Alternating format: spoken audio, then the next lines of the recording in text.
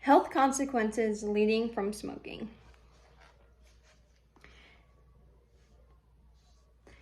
The act of inhaling and exhaling the fumes of burning plant material. Imagine smoking a cigarette and a time clock of your life span decreasing with every puff.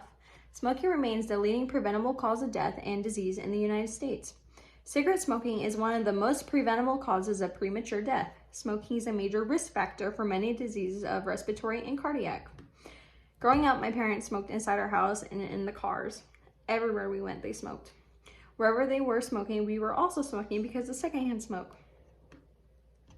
Smoking has many health effects and side effects to others around you. Today, I'm going to talk about the consequences of an individual's health while smoking.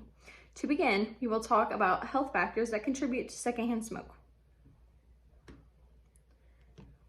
First, secondhand smoke will be discussed. According to the CDC, which is short for the Centers for Disease Control and Prevention, states that secondhand smoke causes 41,000 deaths in adults that are non-smokers and 400 in infants. According to the CDC, Centers for Disease Control and Prevention, published on April 28, 2020, the CDC states children who are exposed to secondhand smoke are at increased risk for sudden infant death syndrome, which, if you don't know, that is where infants just die all of a sudden. And they are at increased risk for acute respiratory infections, middle ear disease, more severe asthma, respiratory symptoms, and slowed lung growth. Smoking nearly harms every organ in the body. According to the CDC, nearly 16 million people are living with the disease caused by smoking. Now we're going to talk about some startling diseases caused by smoking. I know when you think about smoking, you think that it just affects the lungs because you're inhaling it and exhaling it, but that's not true. It affects nearly every organ in the body. When you think about smoking, some people only seem to think it just affects your lungs. For instance, lung cancer, because it was the first disease contributed to smoking. According to the Office of the Surgeon General, Office on Smoking and Health, in their book, The Health Consequences of Smoking, published on January 1st, since the 1964 Surgeon General's report, the evidence on active smoking and cancer has grown rapidly. In that first report, only cancers of the lung and larynx in men were casually linked to cigarette smoking. From there, the list started to grow rapidly in women as well. Here are some cancers linked to smoking. So in the first pick, we have lung cancer. On the right, there's a healthy lung. On the left, that is a bad lung. Then we have laryngeal cancer, and then we have esophagus cancer, and then we have oral cancer. Closer look, pretty gnarly. And then there's also more diseases, cancers linked to smoking, as ovarian cancer, cervical cancer, endometrial cancer, stomach cancers, prostate cancer, brain cancer, liver cancer, breast cancer, and many more. We all know the dangers of cigarettes for decades, but how do they exactly harm us?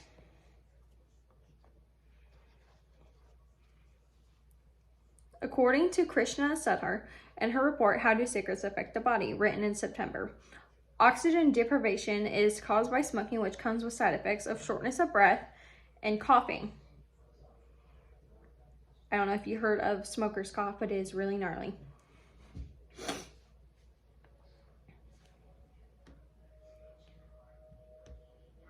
This is caused from the 5,000 chemicals released into the airways, destroying tissues and getting into the bloodstream with every inhale of a cigarette. Smoking is an addictive chemical because nicotine reaches the brain, and when it goes to the brain, it releases a chemical called dopamine, which is a temporary high, and that's what makes individuals crave a cigarette. That's what's so addicting about nicotine. Once you quit smoking, your body immediately starts getting better. So in your lungs, you have these little hair-like figures. They're called cilia. And once the smoke comes into your lungs and you inhale it, it starts to damage them. So then they can't protect your lungs from any type of infections. That's also a big no-no with smoking.